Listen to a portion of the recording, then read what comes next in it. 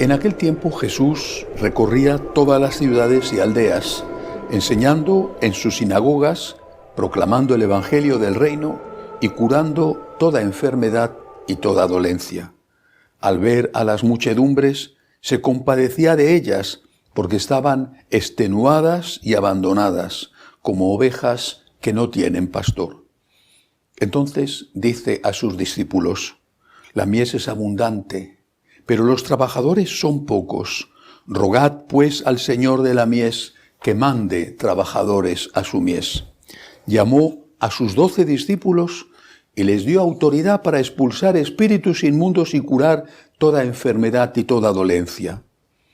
Y a estos 12 los envió Jesús con estas instrucciones: id a las ovejas descarriadas de Israel, id y proclamad que ha llegado el reino de los cielos.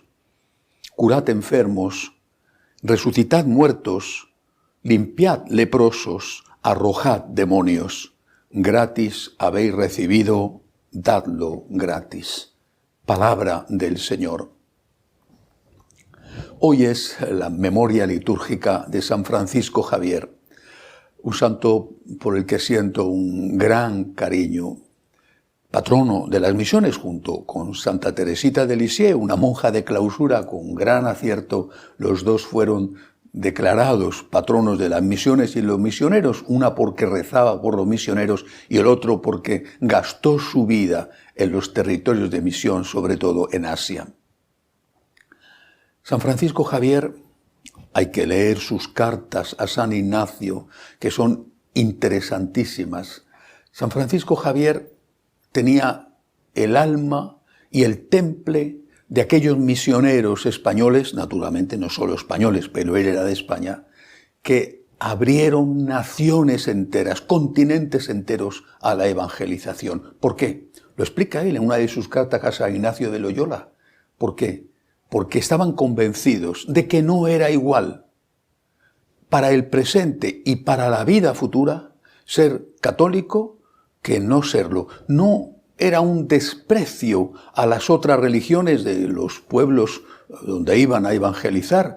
Pues San Francisco Javier se encontró sobre todo con hinduistas, también con budistas, también con sintoístas, es decir, él encontró personas de distintas religiones, venerables, con grandes valores, pero él sabía que Cristo era la verdad plena, que esas religiones tenían su parte de verdad, su parte, y que había muchos elementos positivos en esas religiones, pero que solo Cristo era el verbo hecho carne, la palabra hecha carne, la verdad hecha carne, la verdad plena.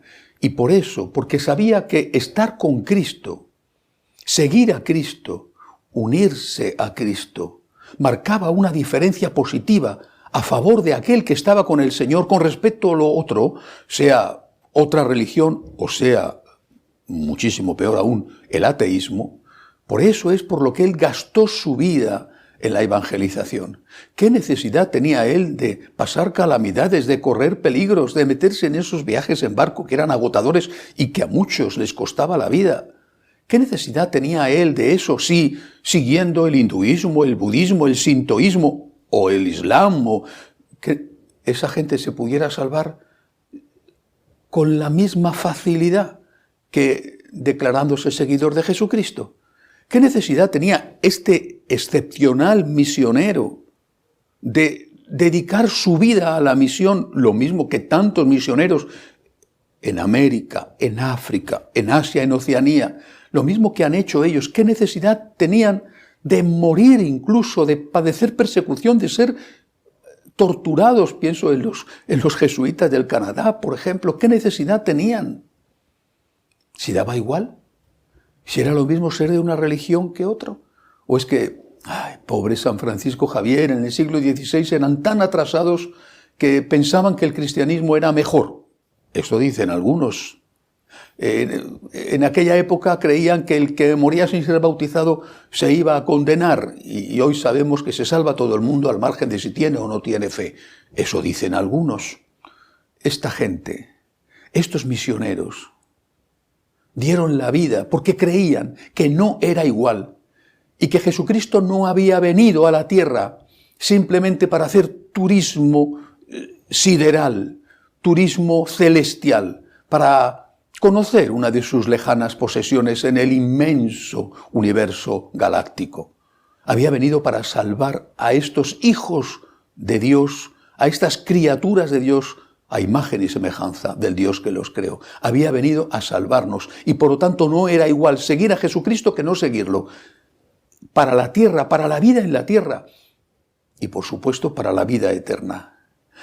Si nosotros perdemos de vista, y hemos perdido de vista esto en muchísimos sentidos, y son muchos incluso los que dentro de la Iglesia han perdido de vista el valor que tiene la fe católica, insisto, para esta vida y para la vida eterna, cuando perdemos de vista esto estamos haciendo inútil el trabajo de estos gigantes de la fe que derramaron su sangre, gastaron sus fuerzas, emplearon toda su vida para transmitir algo que consideraban valioso para aquellos a los cuales se lo estaban ofreciendo. ¿Y si no hubiera sido por San Pablo? ¿Si no hubiera sido por Santiago apóstol? ¿O por el resto de los apóstoles y por los que vinieron después, por supuesto? Un San Ignacio de Antioquía, un San Policarpo de Esmirna, un San Ireneo de León, tantos ilustrísimos que murieron mártires. Si no hubiera sido por ellos, ¿dónde estaríamos nosotros? No tendríamos la fe. Pero para estos que dicen que todo da lo mismo, también todo les daría lo mismo. Todo les daría lo mismo porque simplemente han perdido la fe. Esta es la causa de que no tengan ese celo que tenían los misioneros, que tenía San Francisco Javier por llevar el Evangelio a todos los rincones, hasta el último rincón de la tierra, como Cristo les mandó. Id hasta el borde de la tierra, hasta el final de la tierra, hasta aquel Finisterre, que en aquella época se identificaba con la punta más metida en el mar, con el cabo más metido en el mar de Galicia, a donde fue el apóstol Santiago evangelizando de la mano de María todo el camino que recorrió aquella patria, España, que es desde entonces la tierra de María. Si no hubiera sido por ellos, ¿dónde estaríamos nosotros? Repito, lo que pasa es que ahora les da igual a estos que dicen que es lo mismo ser católico que no serlo. Lo que pasa es que a esto les da igual precisamente porque ya han perdido la fe en lo que es de verdad la Iglesia Católica. No sé si también han perdido la fe en Dios, pero desde luego sí en el mandato de Jesucristo de evangelizar. El Señor dice: la mies es mucha y los obreros pocos. Rogad al dueño de la mies que mande obreros a su mies.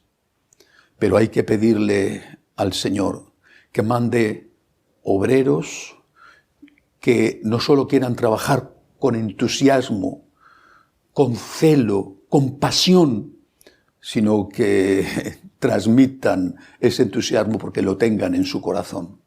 Obreros que transmitan la auténtica fe católica. Hace un par de meses hice una oferta a los laicos que quisieran consagrarse a Dios, entrar en las escuelas de agradecimiento, porque creo que es imprescindible hoy formar al laico para hacer frente no solamente a la secularización, al secularismo que nos ataca desde fuera, sino al terrible secularismo interno de la Iglesia. Pero hoy quiero hacer una oferta, una invitación a los jóvenes que quieran ser sacerdotes, que me escriban. Necesitamos vocaciones. La necesitamos para mandar nuevos misioneros a tantos sitios que no tienen parroquias, a tantos países que se encuentran incluso con sacerdotes, pero con sacerdotes que por los motivos que sean han visto cómo su fe se volvía tibia y han llegado a ese extremo de decir que da lo mismo ser católico que no serlo, porque para ellos en realidad ya da lo mismo. Es necesario que vuelva a haber una llama de celo apostólico, misionero y evangelizador. Y para eso es necesario que haya jóvenes que digan: por ti, Jesús, como hicieron mis mayores, por ti, Jesús, por agradecimiento a ti, quiero entregarte mi vida para llevar el mayor de los tesoros que tengo a los otros, el mayor de los tesoros que eres precisamente tú. Que así sea.